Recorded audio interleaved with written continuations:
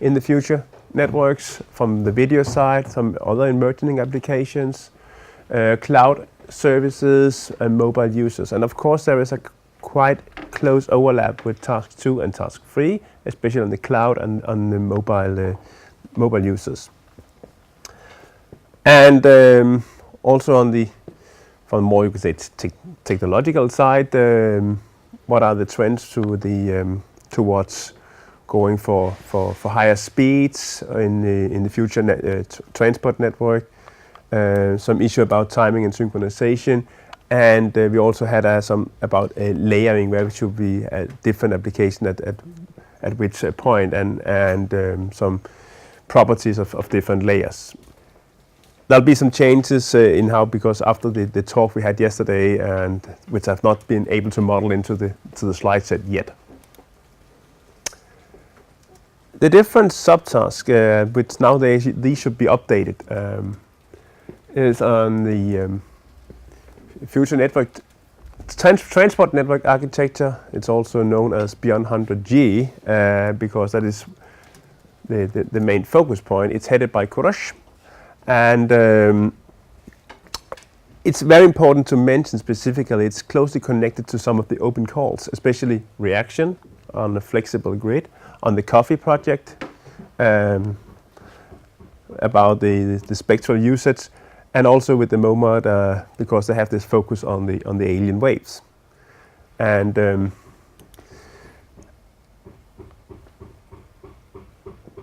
some of the points is that we are looking into the capacity in the transport network. Basically, what are the next steps seen from a physical perspective, but also in the digital domain. And here there are a lot of trends, especially also again from the open core, that we are trying to collect and model into something that can be used as guidelines. So we also try, and we are very glad to have some vendor here, because one thing is to have what are the vendor roadmaps. That's a very, very important input. What are the trends that the vendors see, and also what are the more research oriented from the open calls and the limitations in the physical part. And there's a lot of things going on also that we will capture about what are the modulation formats, coding and super channels, especially connected to the reaction open call, that has this focus on the flexible network. Also from the discussion we had, also still at the physical level, looking into different fiber types. Of course, we are not investigating fiber types, and this more or less applies to this task, that we are trying to accept that we are not going to research a lot of new things, but we are trying to take whatever is there, model it into something that is useful for the end-range. That can be a little hard for a DTU trained as researcher as me. I would like to find something new, but we should use what is already there, and that is the exercise that we are going through all the time. So of course also on the switching part in digital domain, the ODU switching, that is also very important, because that is the one that is linking to the services and the cloud, especially the fixed and mobile cloud that we also have a subtask on. So another subtask is headed by Anna Sanakagi and Bartosz Beldam jointly. The reason is that it was two different tasks and now they have been merged. And that focus on mobile clouds. That means we have the users having using cloud services, but they are also mobile, so they tend to move. And that gives some questions about the location of the data centers, whether they are locally or centrally. We also have done discussions about that's one of the output, the impact of the different granularities. Oops. No, this is turned on, so. different granularities, what does it impact on the utilization of the transport network? And especially if there are different end-rents, and some of them they are more on a WDM granularity, some can have other different granularities in the core network, and that will have an impact, which we are somehow trying to quantify. Yeah. And some of the challenges that have been discussed has, of course, been about this granularity mismatch, but also users moving around. How much effect will that actually have on the transport network dynamicity? Because, well, you're usually not bringing with you a big server pack, and if there's one going from there here to there, there's probably also another one going from there to here. So, what is actually the effect of the moving users to the core and the transport networks? There are some open questions about that. But otherwise, the thing, an important issue that is being trying to be solved, and it's also closely connected to the task 2, is the mapping of the quality of service from the mobile part into the mobile backhaul, mobile access into the mobile backhaul, even though through Open Cloud Exchange, as we'll probably hear a lot about later, and to the data centers. So they tend to have quite different QoS parameters, and mapping is not trivial. As we have also a subtask on timing and time synchronization, headed by Susanne. And that task, okay, going to a more packet level has definitely some advantages. It's mainly lower cost per bit and so on. The disadvantage is when we are leaving behind the good old SDH, which somebody hates, somebody loves. Then we're also missing a good time reference, and a lot of application actually relies on an exact timing, mobile backhaul base stations for correct measuring in the network and some monitoring issues, and also specifically for broadcast applications where you have some remote studios also, if that's for the broadcast production also. But anyway, it requires some synchronization, also for robotic industrial production lines and for voice over IP. So time synchronization is important. And there are different layers that you can do SDH, but that's in synchronous Ethernet, GPS users, but they also have some limitations and possibilities. And of course, if you're taking the SDH out of your network, then you don't have that possibility anymore. And in the layer 2 and 3, there's IEEE 1588 and also some other different possibilities. So in this, we are trying to make a survey and compare the different possibilities and see how accurate are they also with respect to what is needed, and also for putting into an OTN context. And so I think that is the stability, what stability is achievable, and clock drift and synchronization. And of course, a good comparison is with the GPS solutions. I think there's some issues, things about where we would like to see these things tested. It's a slide coming from the discussion we also did yesterday, and we have a quite good ideas of the test equipment we have, at least for the layer 2 testing, and we're still looking into how can we do it on different other layers. But again, it's basically the same technologies that I showed in the slide before, which we are looking into the test scenarios for those. Then we had a subtask, and I said had, because we probably will, based on some discussions yesterday, merge that into some of the other subtasks headed by Pavel Skoda on layering methodologies and looking into the high rate, low latency. Because the low latency, we actually more or less do have the results from the study done in GN3 about time-sensitive transport. And high bandwidth, it is closely connected to our task on future transport network. So we are considering to merge those two. I'm just putting it here because it's some tasks and some topics that we are solving anyway. But just organizational put them into different subtasks in order to optimize efficiency. So, as I mentioned, I would do it shortly, and yeah, at least we seems also to be the positive thing, that our purpose, and that is something that also has been somehow it's a huge and broad topic, and we are using a lot of time and a lot of resources on trying to scope it more clearly, and I think we are succeeding in that now. It has taken a little while. We want to see future-proof NRENs with some networks that can cope with the services and cope and maybe also take up the trends in the technologies.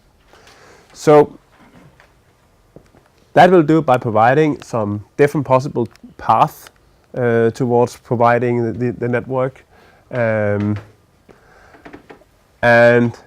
the way is to try to collect all the information from clever people. They are a lot of them in this room, but also from external sources. So technology is input, services, requirements, trends, and output is the architectures relevant for the NRENs. And what is making us happy? That is, if some of the architectures, topology, architecture guidelines are actually being used by NRENs. Otherwise, it's worth nothing. If we make one sheet paper or that and some test scenarios that convince some NRENs to do the work, it's much better than having 2,000 pages of deliverables that nobody will ever read. So, yeah, but it ends up with what we actually trying to will deliver as this overview of the things, guidelines, requirement initiatives, and yes, there will be a deliverable and a white paper. So we cannot not avoid the paperwork, unfortunately. But we are actually, the whole activity is responsible for making a high quality presentation pack at the end. And of course, as task one is the umbrella task, is the word that Tony used, it is us to more probably organizational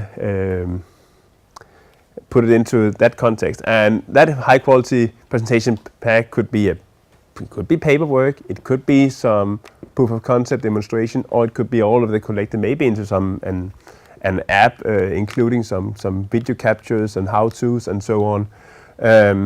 We are not exactly there yet to say what it will be. And suggestions for the NRENs would be a very good presentation way is appreciated. Questions and useful feedback? Then you can just give them the feedback, then I can decide whether it's useful or not. Well, maybe on the use of mobile devices. I mean, the prediction is that in 2016, the traffic from wireless devices will actually exceed from wired devices. So that means your service point and your network are moving around all the time, and depending on the time of the day or the day of the week. And yeah, it's a good question. Like, how does your network efficiently deal with that? Yeah. So I'll touch upon that in my presentation later a bit, but that's. I think it's a very interesting thing, because also in which part of the network, and of course there are some services that are. What we discussed about yesterday was that, especially the case when you might have a small upload to the network and with a huge download as a consequence, it might be then it has some impact on where you are, and of course.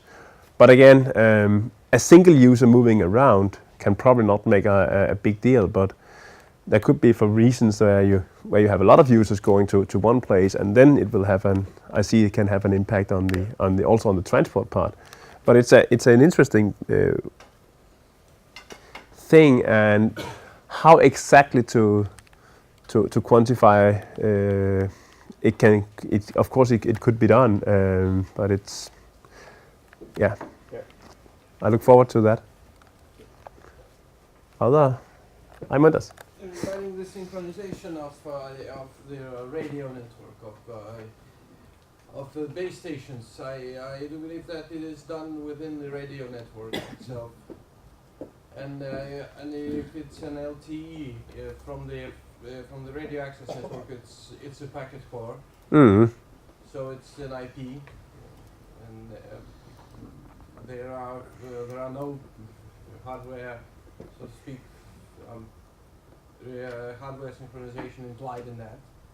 But for the you could also consider synchronization over the WDM for the extension of radio coverage as a radio fiber.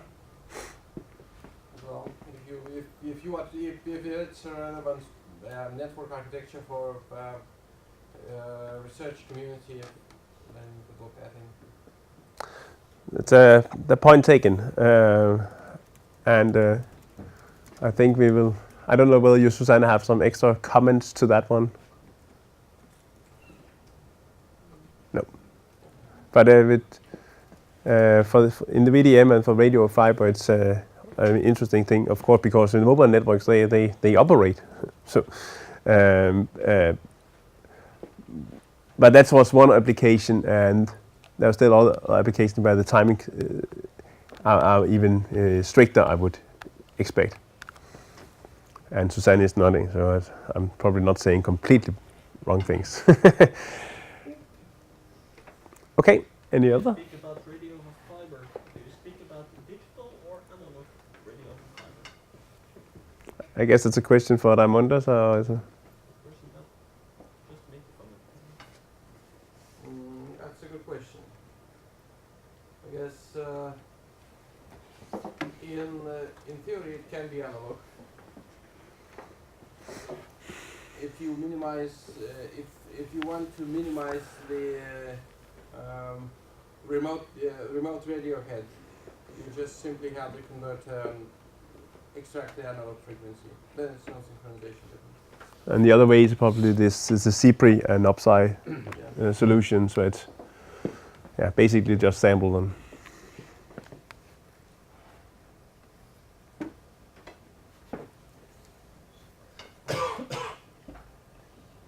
No further questions, seems. Then I'm off. Thank you, Henrik. You're welcome.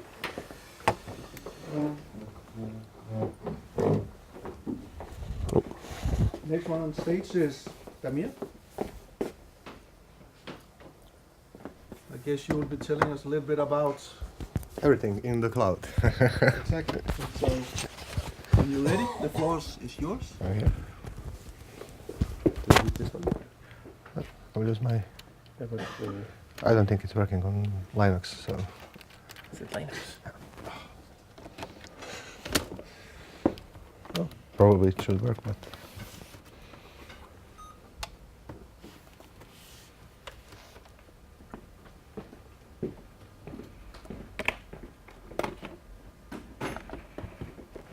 Okay, hello again. There are some new faces here, but most of you were yesterday, so I've changed the presentation so it wouldn't be boring again. Today, I'm going to talk some general stuff that I've talked yesterday, but generally this is our working package, workflow. What we are discussing today is the architecture of Open Cloud Exchange. I'm going to explain again why we came up to this solution and what are the benefits of using it. So we've done the design, basic design of the service. We studied use cases. Some use cases were from the commercial side, commercial service providers. But most of the use cases that we are discussing now, especially with the Helix Nebula project, that's a big project that gather all the key science players, let's call it, in EU. That's CERN, that's European Space Agency, the meteorology, and the other guys who are producing big amount of data. They need to process this data, they need to store this data, they need to back up this data, they need to whatever do with all this data. Let's get this one. So what actually we are building is a bridge. On picture you can see the bridge between, which is a few kilometers from here. Some of you know it. It's the bridge between Copenhagen and Malmo. So it was very long period to build this bridge. So in our task we are also building two bridges. One bridge that will be done very, very soon, and one bridge that is thinking what should the bridge look like in Horizon 2020. The short build bridge will be the bridge that is using current legacy protocols. The 2020 bridge will probably use something new, since our task is also looking for what will be the protocols in 2020. So could it be the software-defined networks or RENA or any other protocols? We don't know yet. So this is also going to be in scope of our task. The big data is moving to cloud. These are the big data players. So we have a lot of use cases, a lot of cloud service providers that are in this train that we are gonna try to solve to the best interest of the network research national research networks, and also to the GÉANT network. So we are not talking to all of them. We are talking to for example, Amazon, IBM. We are trying to talk to Google, but it's very hard to talk to them because they are a very close community and they have something very different. But some other tasks are also talking with them. They are currently switching around 40 petabytes per second over the network. That's a huge amount of data that is running all around the network. So we came up with the idea to simplify the link between the cloud service provider and the end user. What do they really want? So here is our Open Cloud Exchange concept. It's based on how the current Internet Exchange is working, but we are focusing more from layer 0 to layer 2. We are studying the quality of service, but right now we want to make connection and then to think about quality of service over the Open Cloud Exchange. It could probably be done with some kind of software-defined networks. We don't know yet. It's going to take a lot of time to discuss, probably with JR too, that are doing the similar stuff. We are not planning some kind of federation or brokering service. We just want to be transparent. You connect and you do whatever you like. You make your own relationships.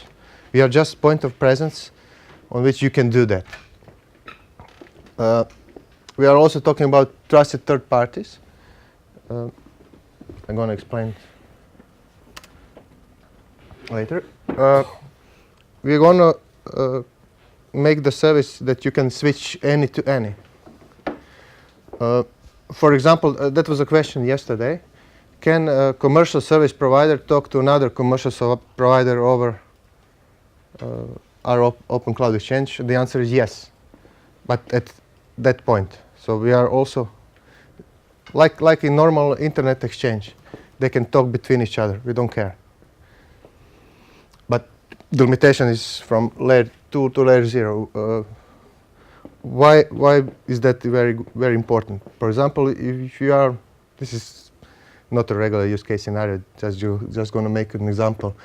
One university is taking 300 virtual machines from the Amazon, and tomorrow they want to use 300 machines from the Google. How will you switch the data between the Amazon and Google? Are Amazon going to use commercial internet to switch all the virtual machines? It can be done over Open Cloud Exchange, very fast, very easy, because they're all in the same point of presence.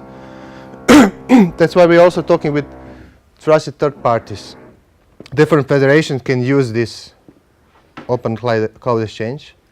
There will be some GEANT rules what actual data can be transmitted, but what we want to keep is open and transparent. We want to also provide some kind of registry of who is connected to our Open Cloud Exchange and what are the services that are provided over our point of presence. This is also under the discussion how this directory should look like, but the basic principle is let's peer on layer 0 to layer 2. Also, what we discussed yesterday is, do we need layer 3 on our Open Cloud Exchange? Probable answer is yes, but not for data transmission, but probably for establishing point-to-point connections. Because we had talk with Dante engineers, and it's debugging of layer 2 circuits is very, very painful. So layer 3 information could be okay, but for establishing the connection, but not for data transmissions. Monitoring maybe. Monitoring, yeah. Although you can do layer 2 circuits with few clicks, but if something is not working, who is to blame? Open Cloud Exchange or GEANT network or NRN network or cloud service provider? So we're probably gonna need to talk about some kind of layer 3 control. We are not going to do the broker part. We are not the brokering. We are just on a network scale. If you wanted to exchange the data between Amazon and some other university for what amount of money, I don't care. We do not care. It's open. Just use it. Probably at the end we were going to talk to the transmission guys because we will need high capacity for this. There could be also use cases that you're going to need, I don't know, between one service provider and university, you're going to use Blue Lambda. We have to provide this. This is not just Ethernet part, this is also Lambda switching part. So this is our short and long-term goals. We discussed about all kind of as-a-service models. We don't know what service models will be in the future, so I put X as a service. We do not know what the idea are going to be, but mostly we are looking at, as probably all the tasks in the cloud, they're looking at infrastructure as a service, because this is where the big data is, and this is where the big data are being transferred. So you can see there are some kind of virtual resources all over the network, and how can we help?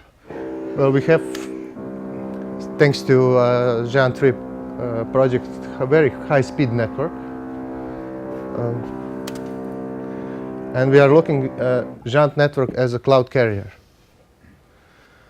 Inside this GEANT network, at NRENs or inside GEANT point of presence, they could be an Open Cloud Exchange physical points where the GEANT members and the cloud service providers could meet.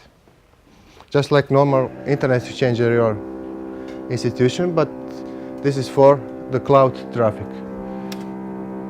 So this is generally the basic idea of Open Cloud Exchange. You have the nodes. We do not care if the node is the user or the cloud service provider, but they're all connected to the physical POP of Open Cloud Exchange.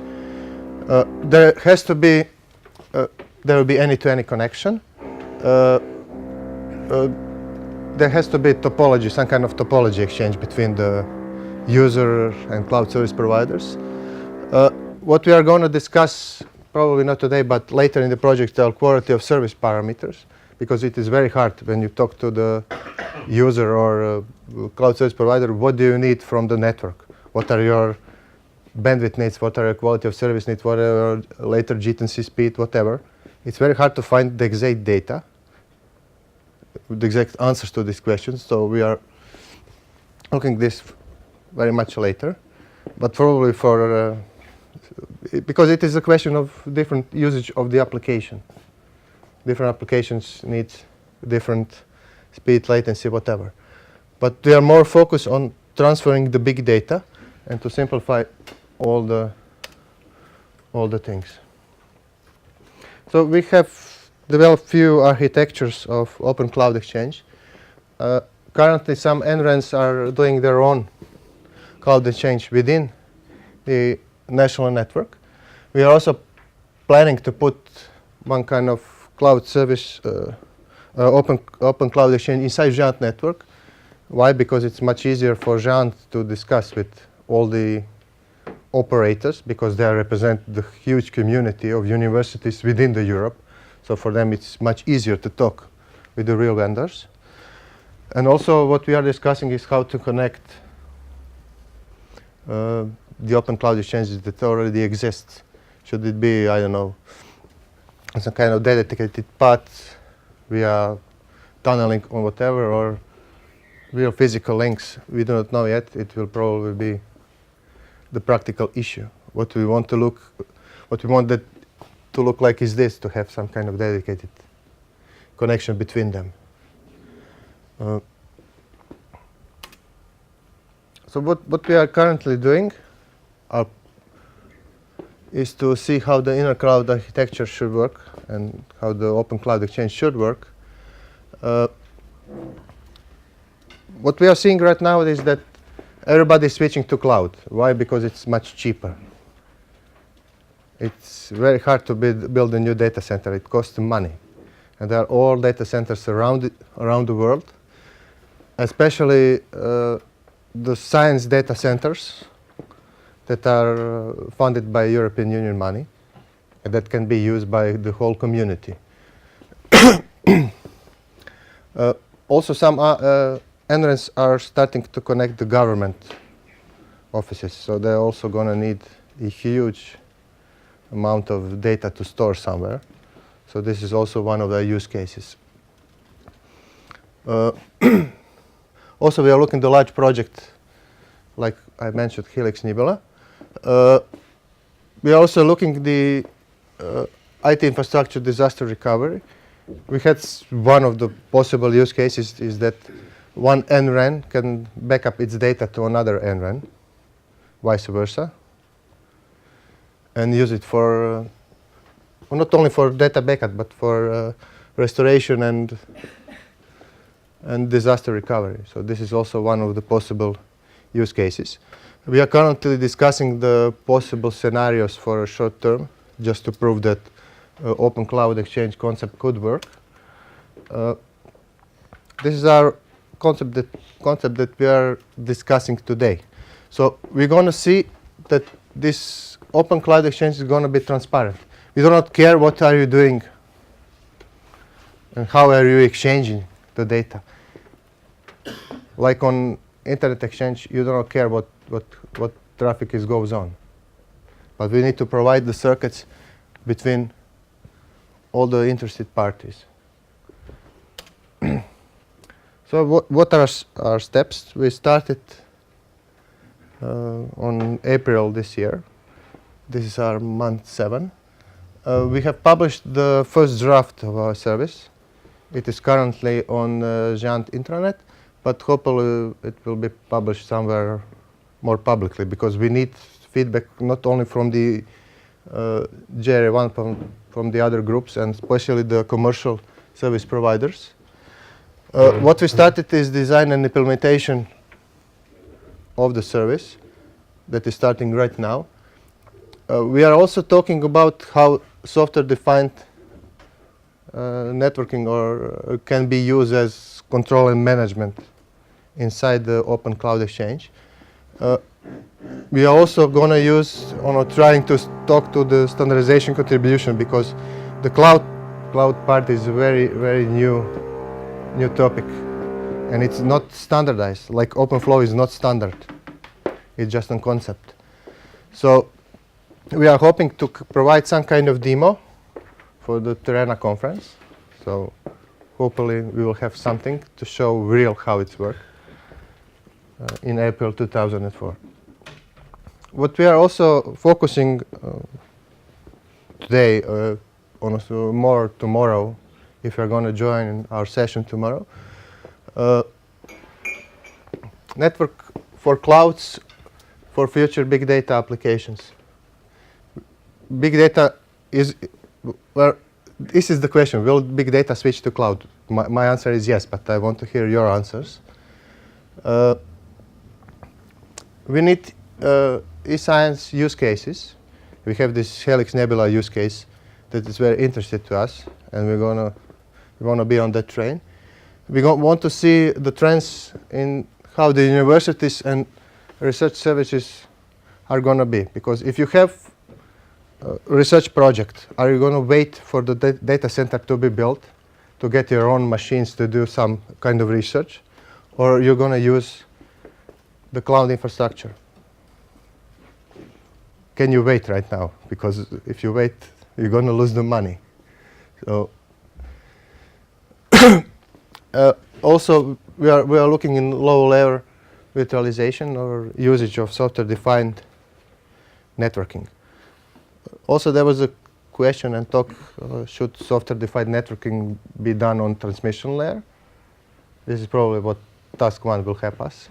So, what the software-defined networking will do on the transmission part. Is there a place for example, OpenFlow on terabit optical networking? I don't know.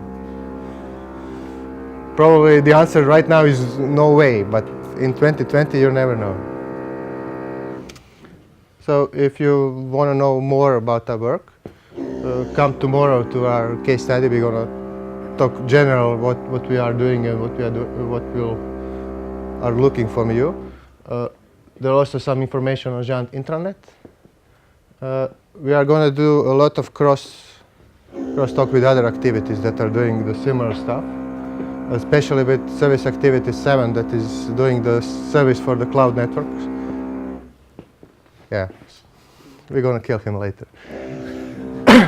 And if you have any general question, this is our mailing list, so you can talk to me, to any of my member, or send us an email. Thank you. Do you have any questions or? Questions, and then speak up. I know we had a lot of questions yesterday, so. Okay, Kurt. I have one question, more or less a remark to the STN statement. It's not only the focus OpenFlow. This is important. OpenFlow will be combined with this word SDN. Right, this is the first and early adapter in the network architecture. If we call about SDN, it's more than OpenFlow. It's really more than OpenFlow. It's also possible that you have a logical centralized control plane according Open Daylight, which managed services inside. So it's more than that. It could also be agents who managing the network or supporting the network on the IETF protocols, for example, and so on. So SDN, software-defined networking, dividing or separating software from hardware, this is the basic concept, and I think we should not only think on OpenFlow. It should be a broader, bigger. That's why we are building 2 bridges. Here you go. Right, thanks. Bit Streaming. a bit funny. You mentioned Google. Have you been in touch with cloud providers, and if not, why not? And Well, it's very hard to talk with Google because they're a very close community. We had some experience with Amazon. what we really need from the Jant is, they say we have 1 million of users, so you have to listen to us. We don't have to listen to you. So we are running the show. We are going to use the services, because I know in Carnet we have a plans to switch more of our services to the cloud, and we are looking what are the possible cloud service providers that can provide this. Yeah. I think some NRANs have direct connections with some of the cloud providers. Yeah, but on what level? They have it on IP-based level. Amazon has a service that you can set up tunneling. You can have layer 2 domains. You can have your virtual servers with your own IP address. So they have this, but they are doing this on their own way. We want to standardize this. We're going to provide this facility that you can connect through our facility to them. It will be much cheaper for you. You don't have to buy. University does not have to buy dedicated links, because we have Jant network that can do that. Yeah. Okay. Any questions on? Your open cloud exchange, how the architecture looks like actually? Is it dedicated? You talked about circuits. Is it circuit based or? It has to support. Yeah. What is dedicated? That also is it the physical switches which? It has to be. It has to be physical switches like normal internet exchange. Which all cloud data centers is connected. We haven't gone too far to the hardware part, but we want to allow exchange of lambdas. We want to allow exchange of Ethernet traffic, or ATM, or SDH, or whatever technology. So it's going to depend on the NRAN needs and what cloud service providers are going to do. We're also talking about the technology switching. So it is similar to Internet exchange. Yes. But for clouds. But for clouds, and for layer 2 and layer 0, and to lambdas and yeah. Okay. What kind of requests would you handle? As you say, setting up circuits, but what kind of requests do you take? For example, the example you gave, moving 300 virtual machines. How would that translate to a request that you are taking us? Well, actually, we are not brokers. We do not care how you're going to move. But you can move it via open exchange, because the commercial service providers are connected to this POP. Do you have to request a circuit of this capacity for this time slot, or do you say I want to move this amount of information by that deadline, or? Well, how does the normal internet exchange work? You do not reserve anything. So we are also. No, okay, but circuits have to be set up. So you're going to have the metrics between all the interested parties. They can set up. We didn't go into much of detail because it's too soon now, but we are going to make the use cases between few cloud service providers and few users. So it's going to be very easy to set up, I don't know, 4 or 5 circuits. But in the future we could have thousands. Yeah. So these are the 2 bridges that we are building, the short term and the long term. So whether the software-defined network could help us set up these circuits or point-to-point connections, probably. This is our future work. Yeah. Okay. Yeah. Any more comments or? But requests from customers or from users coming directly from the ordinary way, IP, and when the request comes, so then you use the open cloud cross connect as a way to connect to other available resources in different parts and make the calculation, make the storage, and provide it, and just figure out how the request comes from the users, and you do the process and deliver the results.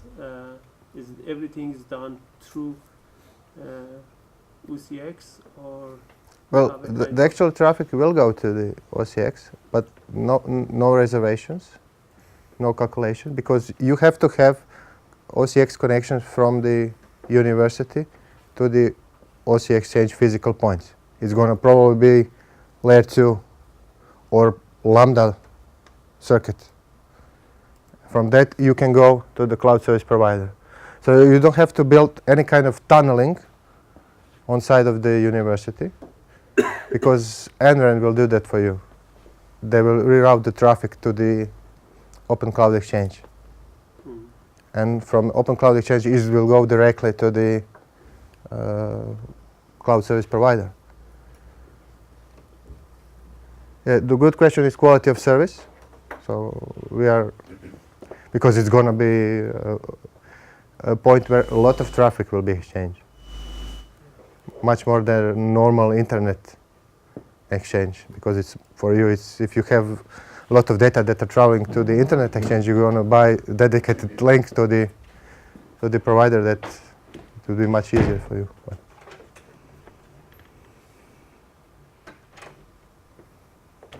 Okay, any comments or? So the connection you set up, it's only set up for when you need it, right? No, Afterwards, no. It will be fixed. It will be fixed. We don't care. When you connect, you are connected any to any. But in terms of cost, then how can you? I mean, only when you share it, you can make it more. Well, the only cost is going to be connecting joint network to our POP. The commercial service providers are going to pay to connect to this physical POP, like normal internet exchange. Probably Joint will not charge connections. I don't know. But the benefit is that we are bringing the vendors or cloud service providers close to the users. So we are solving a lot of inter-network routing and blah, blah, whatever. Also, we are not talking about commercial cloud service providers. There are a lot of European projects like Okeanos in Greece that have big data centers and they are providing the cloud infrastructure for universities. So right now it's free. So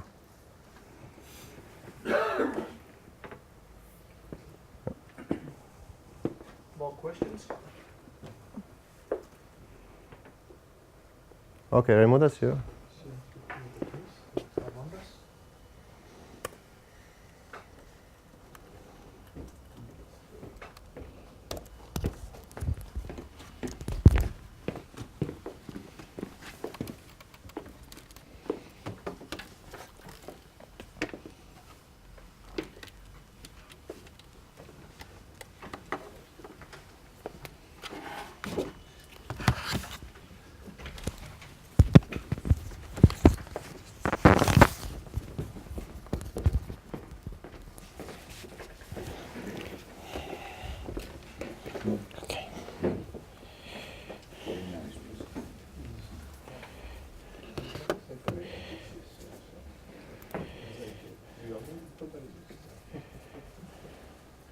Additional 5 minutes. Okay. Okay. So I'm Raimundas from LeadNet. I had the task 3 of GRE1, and we are looking into mobile and to network architectures for aggregating high-speed mobile users. So basically, I will start from the vision of what we have within our task. Is that well, we all come from not from the telecom but from the data networks, where we had this classic internet interconnected infrastructures with their own users, so that each user connects to each infrastructure, it belongs to each infrastructure, it's wired to each infrastructure. Then the wireless users started to pop up, and the first small step was to establish an EduRoam authentication federation, so that enabled users to migrate within a set of infrastructures, that is, within the research and education institutions, But the ultimate goal is to set up a network service or access as a service, so that users can pop up in any infrastructure, and they are not bound to, the infrastructure is not bound to network access. The network access provider can be anybody, really. It does not have to be, you have to have an infrastructure by themselves. So this is sort of far-fetched vision, Horizon 2020 and maybe beyond that. And to achieve this, we don't think that there will be some avalanche type of innovation, but rather small steps like eduroam affecting all the domains, so that in the end this functionality or this network vision will be implemented. So in GRA 1 Task 3 we think we plan we're aiming to produce a set of recommendations for research community, how to take steps forward so that this infrastructure-free access to the network is finally realized. And first of all, as it has been already mentioned, the wireless access is becoming the primary access.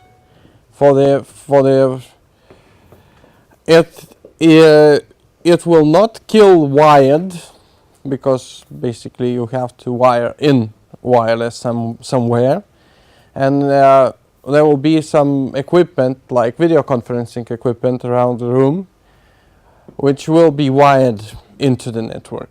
But for the user devices like computers, workstations, tablets, mobile devices, wireless access is already primary access platform in most of the education institutions. So in order to extend that, where the users group themselves, as Henrik already mentioned, campus networks have to work their way outside the campus, into the public area hotspots, into the foreseen places of user accumulation, so that like big events,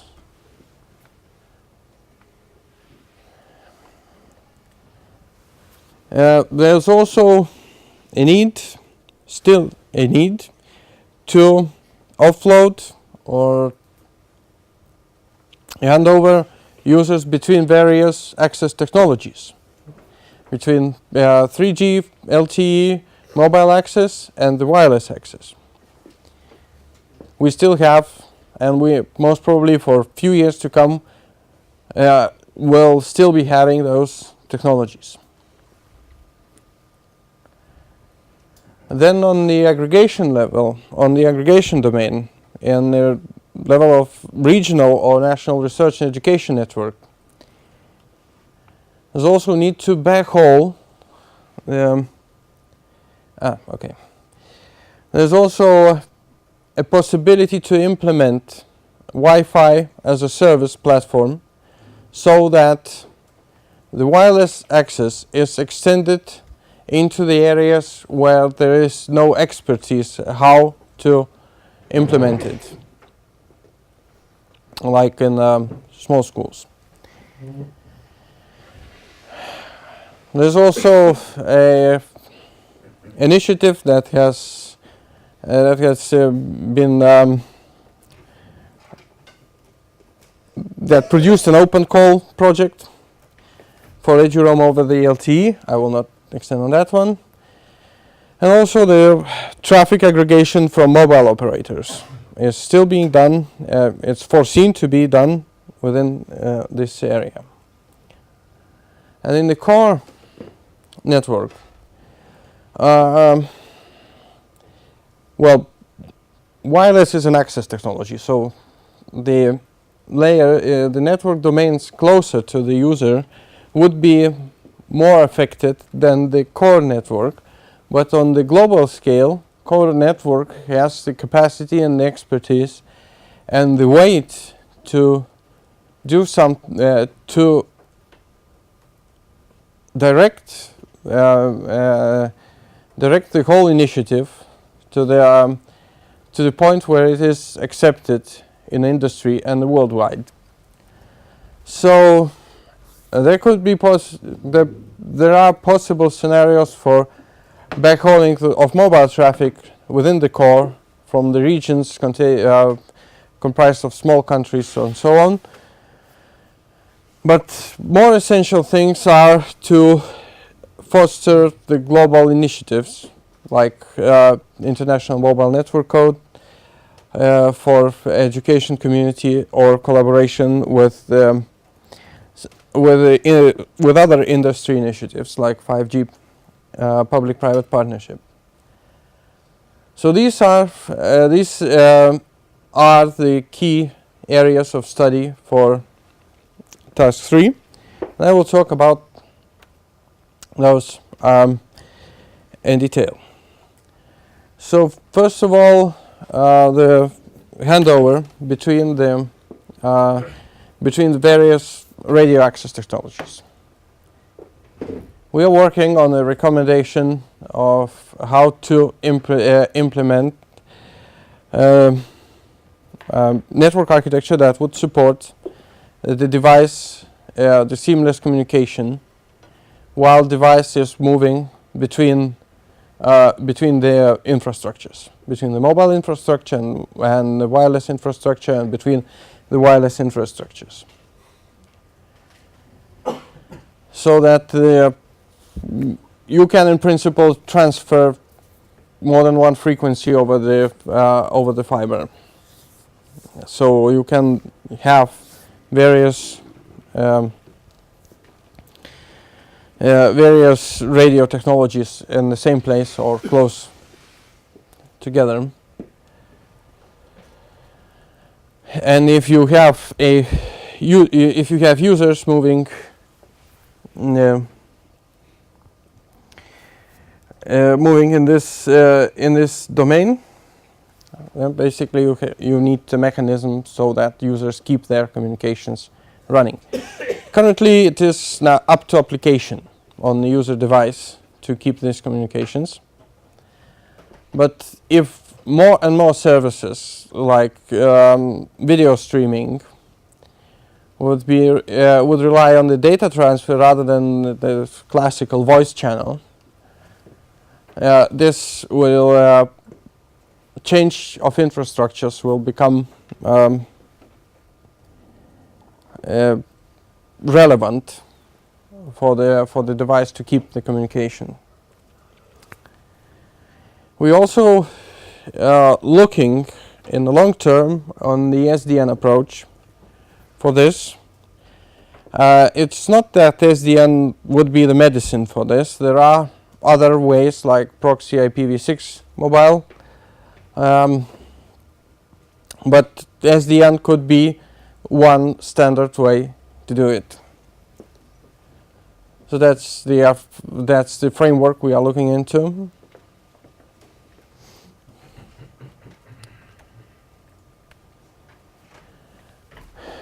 So we're also looking into that interaction between the SDN controllers, east and westbound interfaces, so that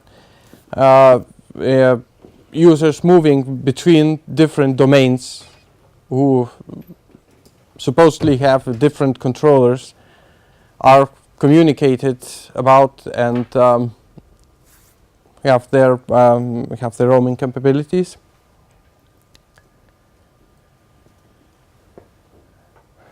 So the next thing is that, as Henrik mentioned in his presentation, how does the users movement, mobility of users, affect the traffic of the network? Well, users are not the data. People are not the data. They move slowly. You will not transfer few petabytes of human mass in few seconds. You will not be able to do that. So the thing is that you need to foresee the model, or foresee the movement of the possible places of human mass accumulation, so that you enable high-speed access there and transport this traffic. You plan for this traffic to be transported. There are two scenarios for that. One is ad hoc scenario, which we still consider as sort of slow ad hoc. The good example would be the Terena conferences. You know, 2 years in advance there will be a Terena conference, or there will be a conference with 1,000 research community participants. So it's not a flash mob. So you sort of plan the communications well in advance. I wonder if this would be true in within the 2020. Maybe we should think of more dynamic approach in this case. But in general, well, it's now the current practice. Right? The other permanent places of research community members showing themselves off would be the city centers, hotels, restaurants, and so on. So that the current goal is now to implement the Wi-Fi access there, so that all members of community would have the high-speed connectivity.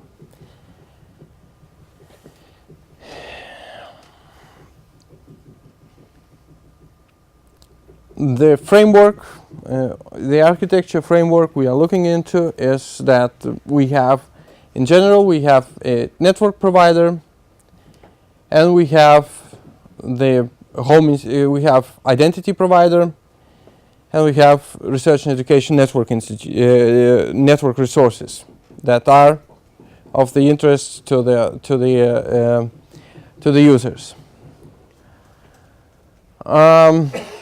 Now, there may be a discussion. We had a discussion yesterday.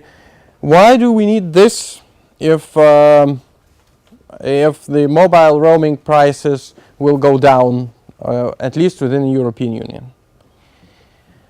Now, well, first of all,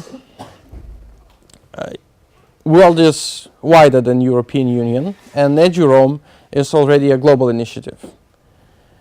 I'm not sure if it's true for everyone, but I was in Switzerland a month ago, and the data roaming prices in Switzerland, they are not regulated by European Commission, so they are.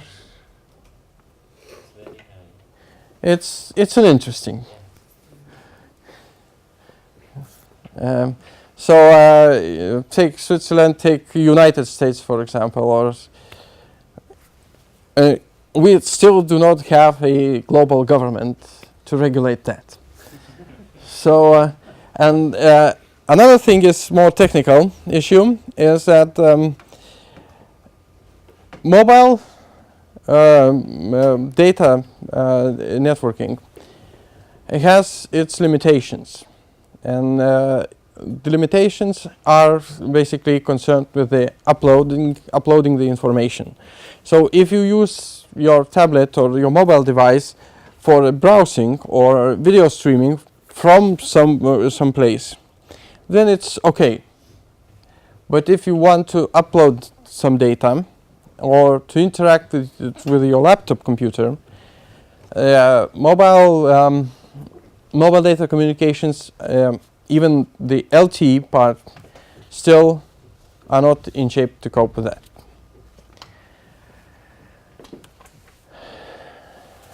So the most problematic, not from the network architecture, but from if we are planning to recommend something valuable to research networks, it would be to find the right carrot for each infrastructure provider to subscribe to this, because it's an addition to their network to support this eduroam community.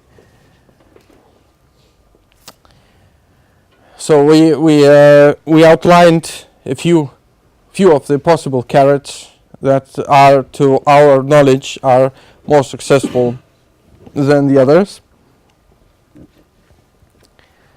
And there are quite a lot of current practices across Europe and worldwide to implement this.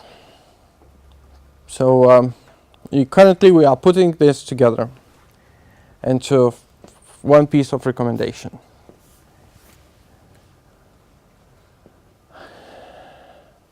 And they have more of the study is being done, that and it shows that closer you integrate and the closer you offload the traffic to the actual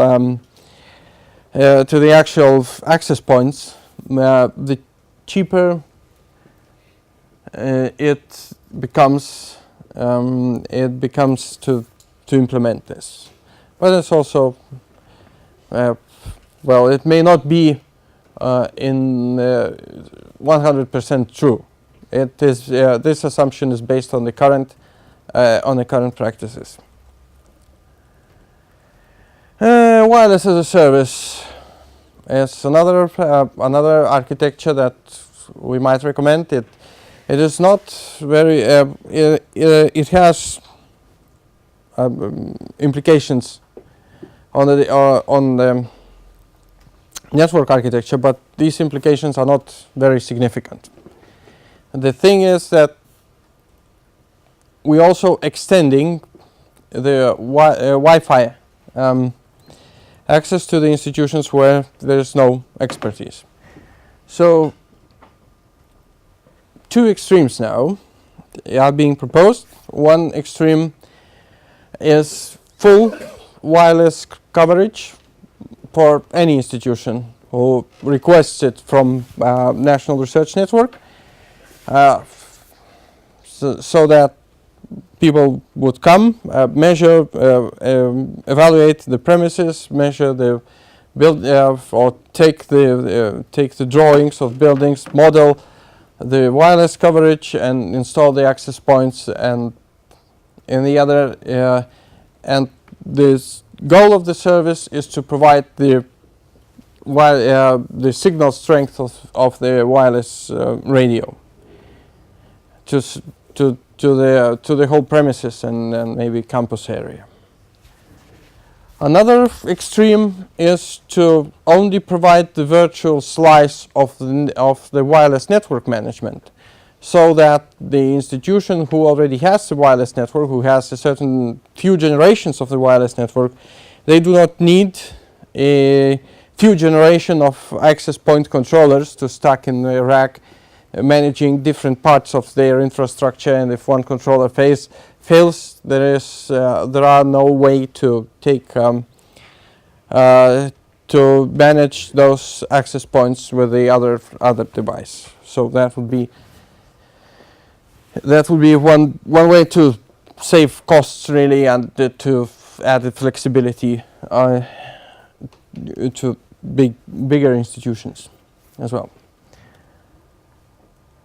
So there are lots of intermediate solutions possible in between those two, like for example eduroam on the go, which is more dynamic than Terina conference level eduroam. If you foresee an event of this size in some hotel, you can theoretically have a set of pre-configured hardware to take with you, install there, connect to the local network there in a hotel, and get on with the eduroam connection and fully use the resources of National Research Network. Right? You can configure your router or access points to have VPN connections over any network back home, and transport the data from there. So it's more dynamic. You don't have to know to plan or to know in advance where these events going to happen. You just have to sit on the set of the pre-configured hardware so that you can grab it and go and install it. That's why it differs from the other area of research, from the extending of eduroam access, because it's more that of the dynamic thing. Yeah. And another use case could be the virtual access point controller and virtual wireless network management station. So that you outsource the controller, you simply outsource the controller to National Research Network, and you simply add your access points. You are charged for the licenses, but basically you don't need to add another box of hardware inside your rack. Because current research shows that there are, if you gradually deploy the wireless network in the university, you don't do the forklift upgrade. You upgrade building by building, for example. So the current situation with wireless access point controllers is such that you end up with various boxes managing various parts of infrastructure of different generations, and even though they may be from the same vendor, they do not support the access, all the hardware you have. So we have defined the scope and functional requirement for the wireless as a service. I will speed up a little bit. Okay. So backbone, mobile traffic aggregation. It's closely related to SA7 Task 5, to GIAMP Mobile Data Service implementation, and we basically, our first goal is to produce recommendations for the backhauling of this service to the national research networks. But currently I have few, we did come upon few conclusions during this task. First of all, the access, the mobile wireless access does not in any way differ from wired access. It's an access. You do not yet have the data centers who are coming up onto the network over the Wi-Fi. So it is an access technology. So the traffic is no different from any other access technology. So we do not have the evidence that the traffic is indeed different.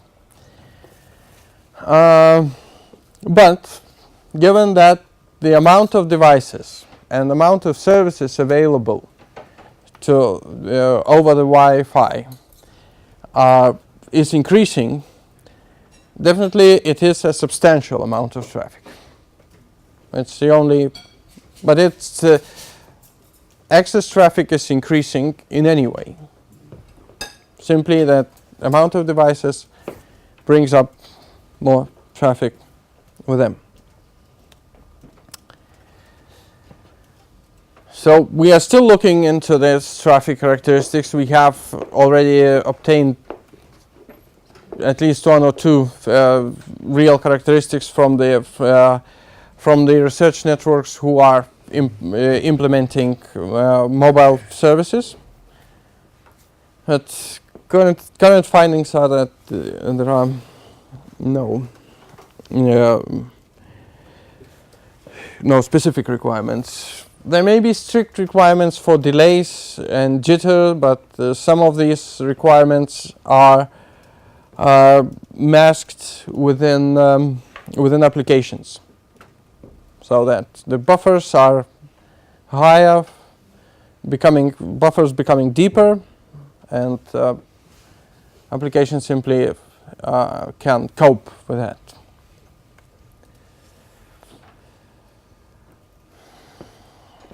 The recommendation currently is the same as with the wireless Wi-Fi network, is to aggregate traffic as close to the destination as possible and then transport it on as close to the core as possible without offloading it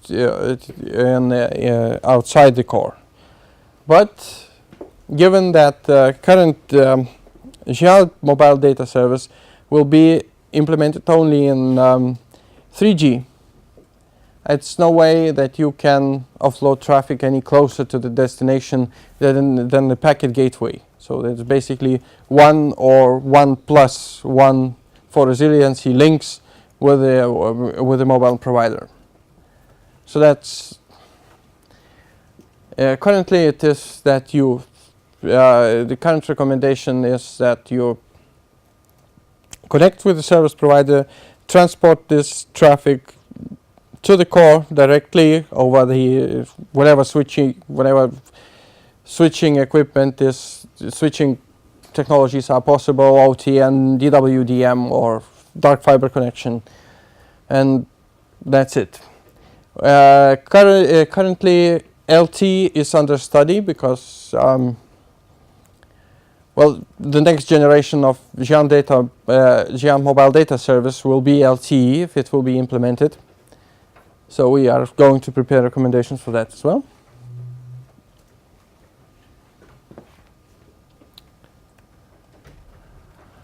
And international activities. First of all, International Mobile Network Code. It is a resource that is available from the ITU. It designates a special mobile network. You can then have your own numbering plan and so on. Usually these mobile network codes are country based. You have a country code, you have a mobile network code within each country. But there's one country which designates the international shared mobile network codes. So these codes are given to the telecommunications providers that are operating internationally. The requirement is to have an operations at least within 2 countries. So there are about 30 or so providers who have these codes. There are procedures for this, but first of all, we need to gain momentum, because if it is not the technical decision to make. The technical decision would be to prepare for the implementation, but it is more that of the political decision within the research community. if we need to go with that, or technically it would open up the more possibilities for research community to implement the services, but it need this application obviously it does not it cannot be just submitted out of the blue. It has to be known before. But there's a precedent, although we would be sort of it would be very good for research community to have the organizational structure and excellence of this one provider one international government institution who has received this code. But in general, there is at least one non-commercial entity who has received this mobile network code.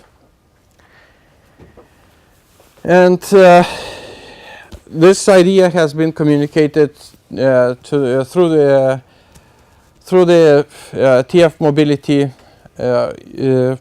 task force into the nrninum.net group, and they already have the global governance in place. So in principle, they can be this can be used for this resource as well. Another thing is that may be relevant to the whole GRA1 is 5G public-private partnership. I do believe there was iMinds, yeah. So I've seen your logo in the partners for this. Do you know anything for 5G PPP? We are one of the core partners, yes, but it's someone else who is the first contact point. Okay. So it's a industry proposal for European Commission for the next generation of networks. It's under the Future Internet initiative, but it's very interesting proposal, and I think that it's not talking about the political point of view, but on the research, on underlying research, we can find quite a few synergies. So I would outline briefly what it is concerned with. So there are a few challenges, and the first one is by the current proposal. The first one is the most developed one. So it concerns the next generation of wireless networks, looking into the trillion of devices, throughput, scalability, spectrum availability, and energy efficiency. It also concerns the optical networks. It's not that 5G is just another generation of mobile technology. Not anymore. The proposal is shaped as an integrated solution for the whole next generation network. It also concerns something like automated network organization, which is not quite clear from the proposal. So I put these other bullets in slightly gray because they are apparently under development. Wireless networks are very clearly defined, and then there is a challenge in redesigning the network. So it's a clean slate approach. It's not yet quite there, so I would believe that there are synergies that can be found. And information-centric networks, this challenge is being developed, and it's quite well written. Concerns network function virtualization, software-defined networks. It's the things that not only GRA1 but the whole GIAN community is working with. Networks of clouds even. And a challenge 4 and some more stuff written there, but it's not that well structured. So the future work. White paper, writing the paper, of course, but we also sort of look into writing some recommendations that are relevant. Am I 2 minutes late? Okay. Close collaboration with the Giant Mobile Data Service. And so working with the meal project. Yeah, it could be. But currently it's not it's one of the possible scenarios. What we need to improve is contacts with industry, and 5G PPP may be just one way to do it. Preparation for proof of concept testing and demos. And I would like to end up with a discussion, basically. We can take it offline or we can take it into the panel. What synergies we can find and how we can prove that the research community and GRA1 in particular is maybe useful for the 5G partnership, so that we can sort of look into entering that or some becoming associated partners or whatever. So that's it. Questions? I'd like to take some questions. Are there any?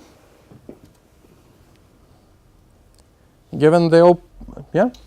I think you mentioned like with for wireless, you say okay, you need to have in the access part of the network, you need to have the capacity anyway, whether the mobile devices move around or not. If I understand you correctly, but you think in the core network you would actually do some dynamic allocation of capacity depending on the. It depends on the dynamics, really. If for example, what would be the dynamics? What would you foresee as a dynamics of movement of the wireless devices? Either if you have the mass movement of devices, like for example, conference somewhere, it's not a spontaneous thing. There is not very much spontaneous movement that you cannot foresee. Well, if you have, just maybe one example, a large number of customers, like sorry, students moving around during the day.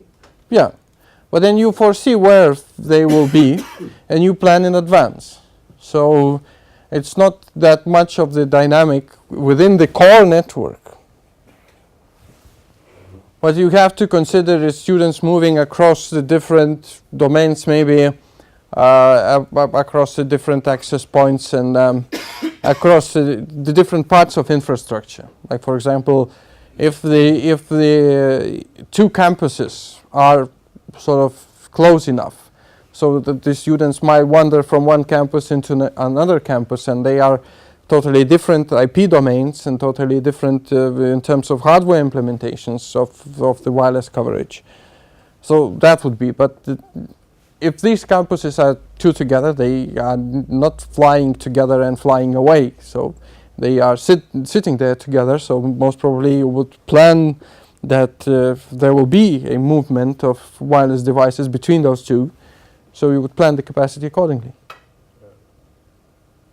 But from one campus to a data center, for example, to the cloud, and then from other locations? Yeah.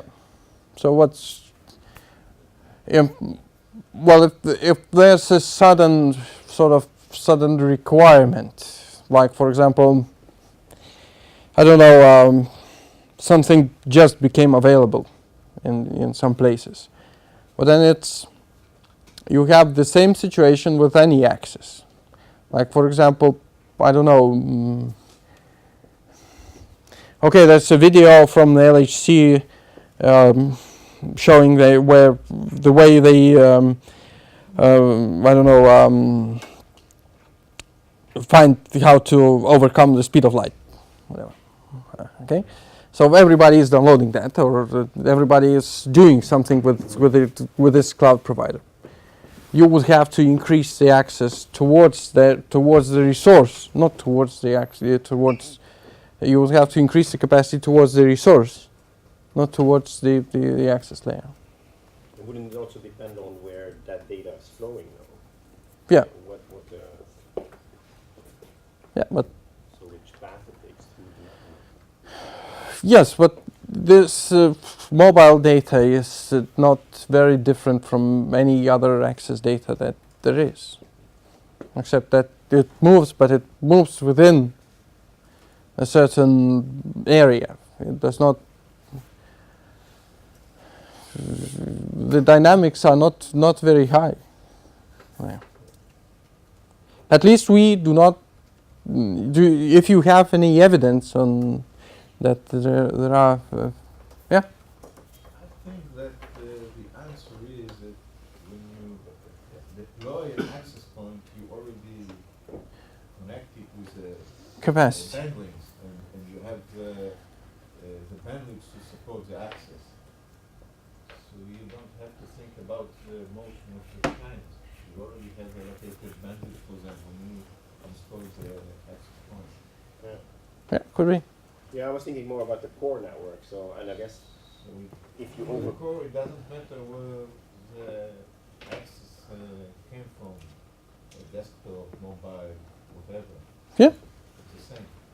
Because it's the same. Yeah. Well, I was more thinking from that in the core, your capacity is in a way limited and not free. So if you can reuse it, if you can reuse it at, for example, different times of the day for different events, then you may be able to use it more efficiently, perhaps. Just okay, thanks. Yeah, I'm not sure that the core capacity is so limited as it is the access spectrum, but okay. Any opinions on that, Tony? Okay. So I would not take your time from the lunch break anymore. Please.